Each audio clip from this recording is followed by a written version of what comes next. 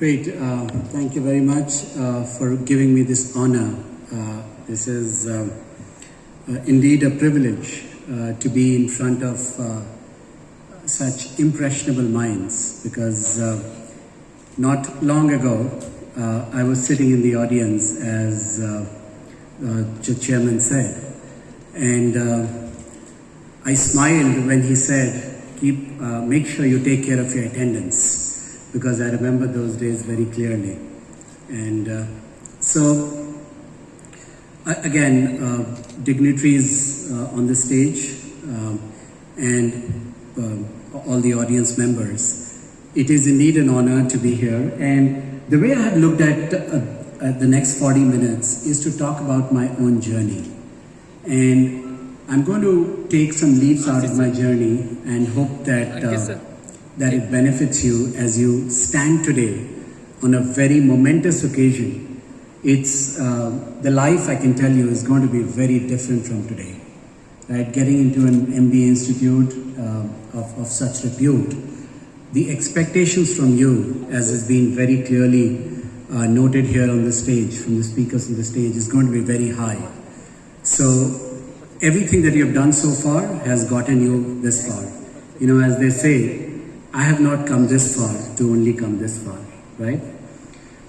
So I belong to a small town in Bihar. It's famous or infamous for being the constituency of Mr. Lalu Yadav. So you can call it famous or infamous. It's a town called Chhapra, and my father is a teacher. Used to be a teacher in a village, and my mother is a housewife. I have two young sisters. You know, it's for a lot of you, it'll be difficult to imagine that there used to be no electricity in my village when I was born. So it's till about 6th standard, when I was in my village school, there literally used to be a routine of waking up in the morning and cleaning the lantern to get it ready for the evening. So that, because, you know, for evenings you have to get it ready, and in the mornings when you wake up at 4 in the morning to study, you have your usual routine of cleaning lamps, etc. Now, why I'm saying this to you is because I stand before you today because I'm proud of that lineage. You know, it's a distance well traveled when you look back. My father was very clear that I went out of Bihar for my education. Fortunately or unfortunately, unfortunately Bihar did not have too many educational institutions at that point in time. So I went to a boarding school in my class 8th. So up until class 7th, I was in Bihar. And when I went to school, it was a military school. So I went to a school called Royal Indian Military College in Dehradun. And my father was so keen to get me out, and he couldn't afford, the big boarding schools. So he actually got me to take competitive exams at that age for almost every school.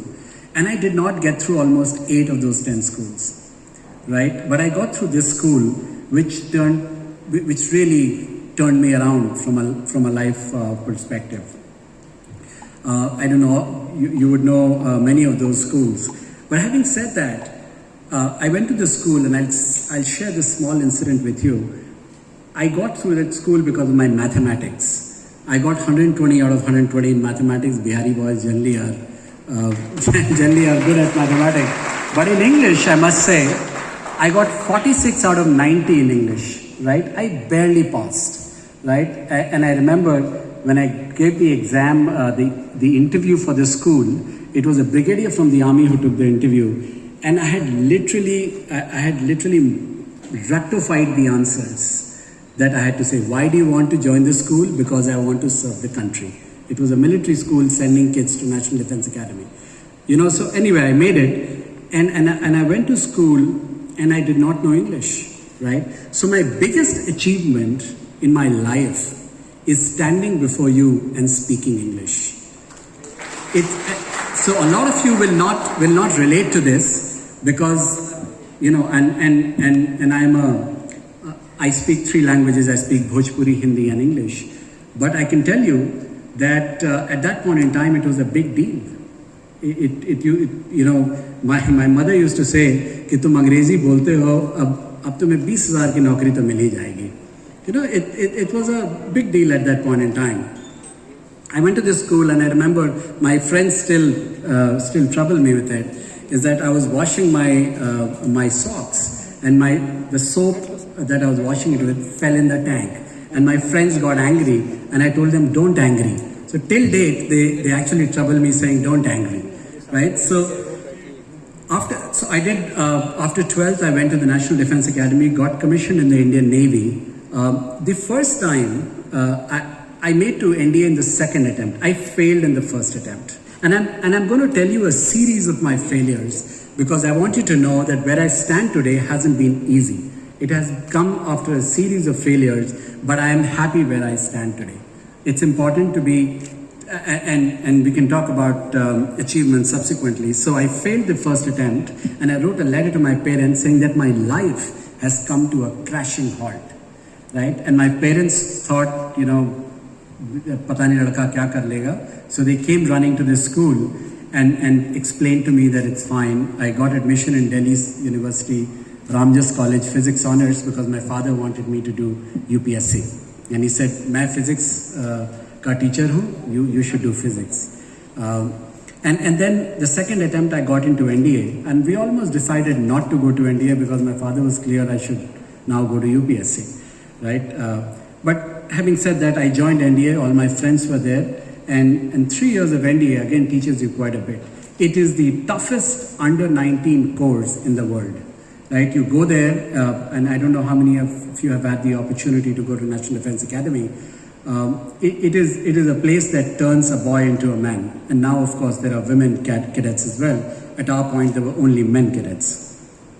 And, you know, right from running 16 kilometers every day to learning every life skill and then studying as well, right? So a lot of people ask me, "Apne graduation kisme kiya hai?" I tell them I've done BSc in horse riding, drill, physical training, and not necessarily science. The 3 years teach you a lot, and I got commissioned into the Navy, and now the real life story starts. I got commissioned into the Navy. I was appointed as the ADC to Mr. K.R. Narayanan, the then President of India. And I served Mr. K.R. Narayanan for 3 months, and I went on a temporary duty assignment to Coimbatore, where I met with an accident, and that day it was decided that I shall not be serving the President, let alone, going back to Delhi. For 9 months I was in the hospital after that accident. It was an accident on a firing range. And then my life changed that day. There was not a day I had thought I will leave the white uniform, but destiny had different plans. You remembered when I didn't make it to NDA the first time, I had written a very sad letter to my parents saying my life had come to a halt. Imagine, after becoming an officer, I was serving the highest office of the armed forces, and suddenly I'm now on the road, literally, with a graduation degree, with a simple graduation degree from GNIOT. And I really had to begin to plan my life thereafter. And for 1 year thereafter, imagine you are earning salary and suddenly your salary stops. So, you are really in that range where you have no clue what to do. I stopped. For 1 year, I actually stayed in Mumbai. Literally, I don't know how many of you know, it's like a chawl. Because my father couldn't afford to pay for me. I had 2 younger sisters who had to be still married, and you know how it is in this part of the world. So that said, I had decided that, and I had jobs come by. It's not that I was getting jobs like supervisor jobs I remember Ambuja Cement gave me a job, and some of these jobs were coming, but I realized that I had to study further. And my father said that आजकल government of India education loan देती है, why don't you study? And thanks to him, I actually did an MBA in SIBM. I sat for 1 year, prepared for an exam, and went to SIBM Pune to do my master's degree. Destiny had other plans. I was doing my internship with Mahindra's. In fact, I'm now with Tech Mahindra. Life comes a full circle. I was doing my internship with Mahindra Holidays in Goa. You can imagine as a youngster doing your summer internship in Goa is like a dream come true. And and I was traveling back from Goa to Pune after my internship, and I sat I met with, during the travel, I met with this lady called Ravina Raj Kohli, who was the first president of Star News. And she was taking over. This was when Star News was separating from NDTV. So I have done 2 years of journalism as well, right? And she said, you know, Iraq is being attacked by George Bush. Why don't you come and report war for us? We want people who understand the business of war, right? And I was in the Navy. So she said, you know, you are, so for 2 years, and now the life lesson here is, don't rest. Human mind is capable of doing a number of things. So here I was, studying in a military school, went to do physics honors, came back to NDA, went to the Navy, left the Navy, did journalism for 2 years. And it's a different matter that I did not like journalism, but a lot of you will, you know, I have been on TV for 2 years as a reporter, reporting war from Basra in Iraq. But, you know, I didn't like journalism as a career, that's a different matter. But, you know, you train yourself to say that, you know, you can't do different things. So when you go into organizations after you finish your MBA, you finish your internship, you go for internship, just keep your mind open. Today, organizations have a lot of lateral opportunities. You know, progress in life is just not vertical. Progress in life is horizontal as well. So just keep your eyes open to a lot of opportunities that come. And I took up the journalism opportunity, but I quit in about 2 years and came back to do HR. And I've done different things since. You know, I've gone to, I started my career with TCS, which is all technology, went to Amdocs, which is a very telecom-driven company, and I did 15 years of KPMG thereafter. First 10 years in India, the last 5 years in the US. And the life lesson that I have for you from my job in the last 20 years is that networks are your net worth. So make sure when you go into the real world, even within your class, I can tell you there are people who have done wonderful things in their life. So get to know each one of them as you progress. Everybody of you has something to offer to the other person. And similarly, therefore, just, you know, when I go and travel and I sit in a plane, I make sure I know the person who's sitting next to me. And it's amazing, beautiful stories come out of every individual. So having said that, so the first 10 years I did in India, and the reason I got the US job is because I was setting up the global offshore business for KPMG in India. It's called the KPMG Global Services. I was their first head of HR. And it was a joint venture between US, India and UK.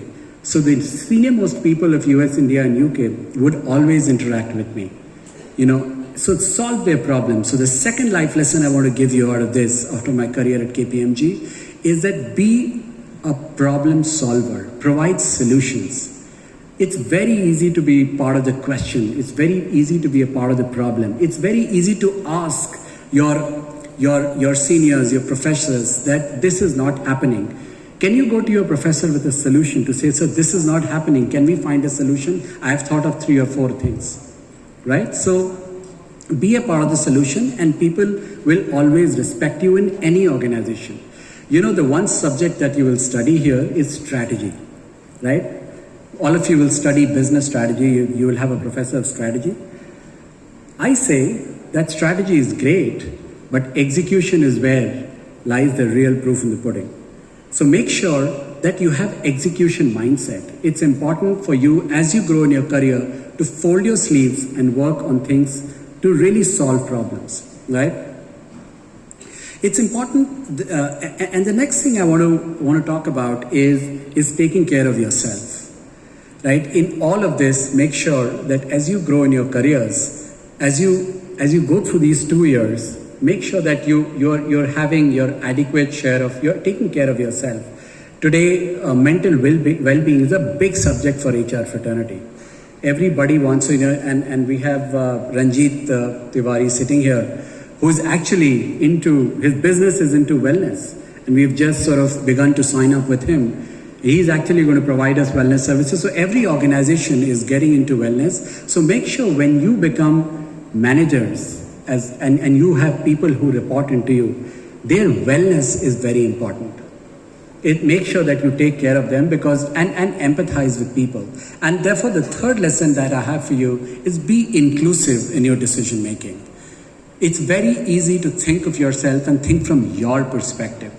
There are unconscious biases we have all grown up with. We have a number of things that we think is right. There's our truth versus your truth. Make sure you take care of others' truths as well. Make sure you consider other person's truth as well. So be inclusive in your decision making. Challenge your unconscious biases, right? So I don't really have much to say. I'm very happy to take any questions at the end, or if you want to reach out to me subsequently. But I want you to know that that management is a very interesting subject. It is, all of you have decided to move away from your engineering, from your graduate degrees, and move into management. Management it's an art and a science, right? There are theories that you apply, but there are practicalities of management that you must learn as you grow. And the biggest management lessons will be learned between each one of you. So I wish you the very best. I congratulate you on taking this very giant step in your journeys in life. I have, like I said, you haven't come this far to come only this far. This is only the beginning of the journey, and I'm very happy to help in any way I can. So thank you once again for inviting me over here, and congratulations.